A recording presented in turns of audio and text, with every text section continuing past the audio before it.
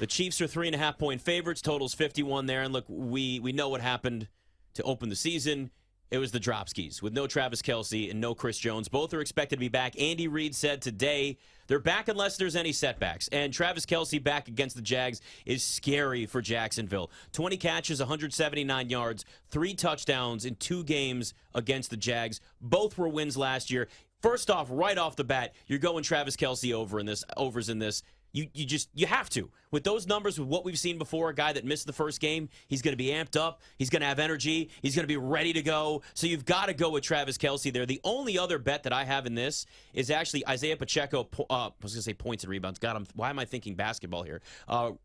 Rushing yards and receiving yards, and that it's at 57.5. He had 54 total last week. They're clearly comfortable giving him the ball because at some point Travis Kelce's not going to be open. Pacheco out of the backfield has been a real comfort zone for Patrick Mahomes. Yeah, I agree with Travis Kelce. You have to do it, especially considering that's the matchup that favors them the most, and we're not really sure what other receivers that the Chiefs have that you can trust. Even though Travis Kelce's not 100%, if you lose the bet, knowing those stats that you know and knowing the matchup that they have, then you're just kind of saying, well, I mean, bad on me. I like the Jags in this spot at the crib. I really do. You're getting 3.5 points, so you're getting above the key number. You get the hook. I kind of like the Jags to win this game, too, plus 150. I think the Jags are going to be the surprise team of this year. And this is like a somewhat of a revenge spot from the last time these two teams played. They added weapons. Chiefs subtracted weapons. Yeah, that's just kind of a spot play for me, a home field advantage thing for me, and a revenge thing with me. Cincinnati's a 3.5-point favorite in this one. Total sitting at 46.5. I just don't see these offenses looking the same way week 2 that they did week 1.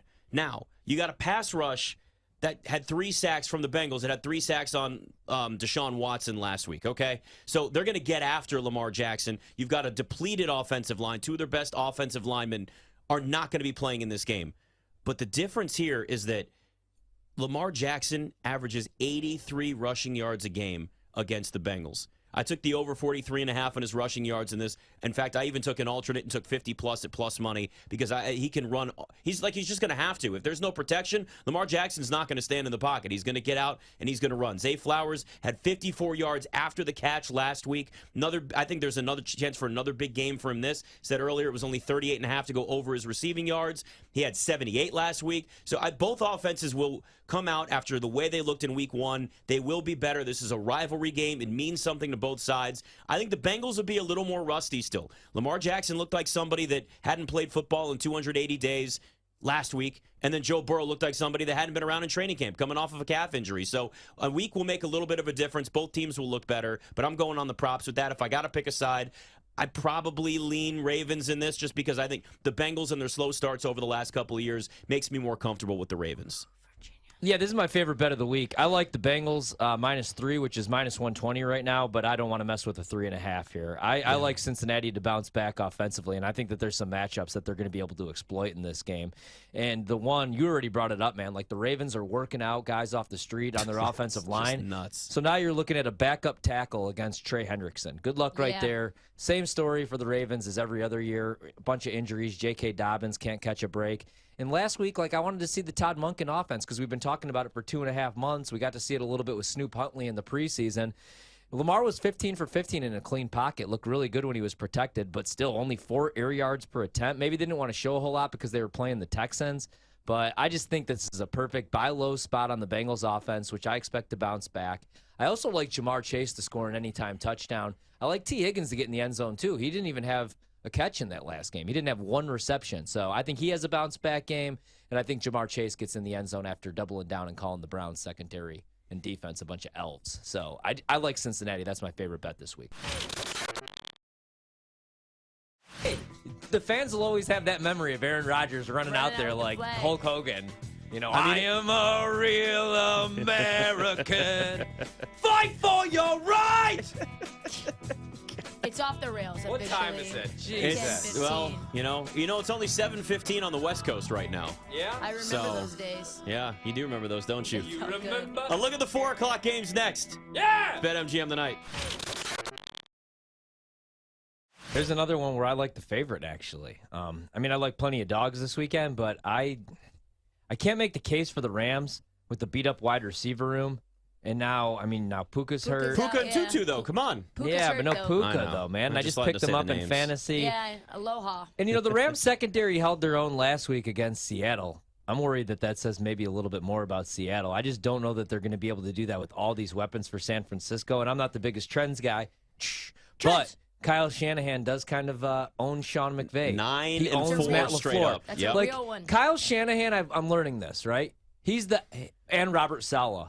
They're the alpha males in that friend zone, like that friend group. Like What about everybody, Mike McDaniel? like everybody. I just asked I think you already know the answer there.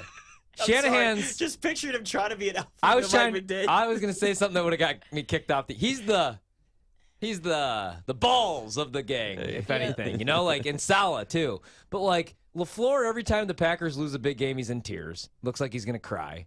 You know what I mean? Like the rest of the tree might be a little soft, but Shanahan They're likes. just sensitive. Yeah. They love their teams. Yeah. Secure men. I think he just owns like all those guys because he taught them everything that they needed to know. Well, remember who his dad is? It's Mike Shanahan. Mike Shanahan's a hard ass. Yeah. That's old school right Yeah, there. I mean the number, but I gotta say, like the number does. You're catching the Rams, but there's really no home field advantage. Not that home Right. field advantage matters in the National Football League. Matthew Stafford was a magician week 1, but is he going to do that again week 2 with beat up receivers? I don't love their secondary. We obviously love Aaron Donald, but are they going to be able to stop that rushing attack? This seems like a San Francisco live bet if possible, but 7.5 is fine with me. That's all I like. When you think, too, the 49ers started 2-4 and 3-4 over the last 2 years. If they can actually get off to a 2-0 start, maybe 3-0, actually pile up wins early in the season, they're not going to have to make up that ground. There's no hole to climb out of for them as the season goes on, which puts them in a much more comfortable spot than they've been in. And also Brock Purdy. Like, let's be honest here. Yeah, man. Brock Purdy is actually Pretty good. like it's Pretty good. legit. Pretty good. He is. He's Like, pretty good. If all of these got it. quarterbacks they've gone through, I mean, What? we got it. You don't know. We know. We got it. He's pretty good. He's pretty good. I like that. Yeah, I mean. Did you? I know. I was like, do I need to acknowledge it more? He I think was we got testing it. out, and we did salute to the flag, but he just kept raising it. I only said it twice. Jets at the Cowboys. God, this is going to be. Jets are 9-point dogs. The total's ugly. It's 38.5, and I'd still go under in this game because, I mean, I actually bet it's such a small number, but I still had to do it anyway. Jets first quarter under 6.5 points. Oh, I don't hate it. I'm like, yeah, I got to do it. I mean, it's just this offense is going to be just so it's going to be terrible. Sorry, first half, not first quarter for them. I think is half a point. So it's the first half. So it's a little scarier for the entire half. Yeah, I know. Again, it's 10:28 on the East Coast for me too. You. So yeah, all of us. Yeah. the numbers have been look. It's also like we've been looking at these all week. I realized today I was sitting there and I was like, I have looked at these games and these numbers and like all this stuff for like 5 straight days. Now some stuff's new props have been leaking out over the last couple of days and all that, but it's like you go through this. I'm just not going to overthink it. The Cowboys are going to beat the hell out of the Jets. It's just if they were able to do that against the Giants last week, we've seen the Jets' offensive line. And yes, Breece Hall was fantastic on Monday night. They better give him the ball every single chance they have. The problem is, if you can't block, he's not going to be able to run the football. And the Cowboys, you think the Cowboys weren't watching Monday night? You think the Cowboys haven't watched the film and what they did to the Giants? Zach Wilson holds on to the ball too damn long. The rent is too damn high. He almost 3.5 seconds it takes him to release the football. Slowest in week 1 in the NFL. He hangs on to the ball. He runs around. He dances around. He thinks he's still back in college. And then he gets hit or he's running the wrong direction, running sideways and just going, I want to be just like Aaron Rodgers. Well, you're not. The Jets are in trouble for this entire season, and they're going to get whooped by the Cowboys.